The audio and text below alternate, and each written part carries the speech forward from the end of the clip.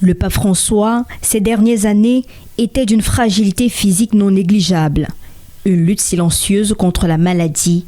En 2022 déjà, le pape François se déplaçait en fauteuil roulant. Il avait des douleurs persistantes au genou, la conséquence d'une arthrose sévère. Il a fallu annuler plusieurs engagements et réajuster son emploi de temps.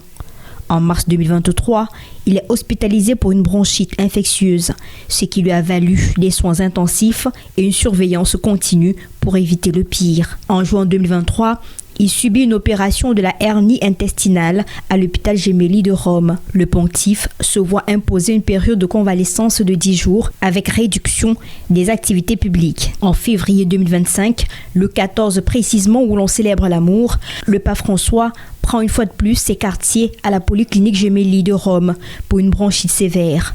Après la prise en charge des médecins et des examens, son état clinique est jugé satisfaisant.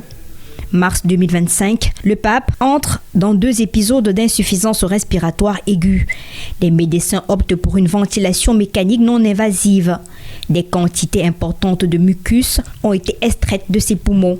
En raison de son âge et de son état général, les médecins ont choisi un pronostic réservé.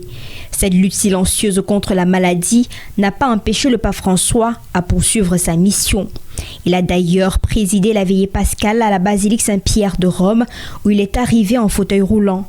Impossible de participer au chemin de croix pour préserver sa santé.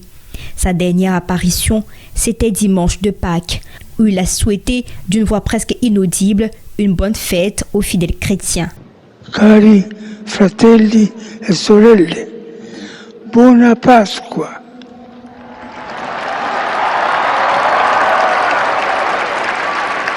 Il maestro delle cerimonie di leggere il messaggio.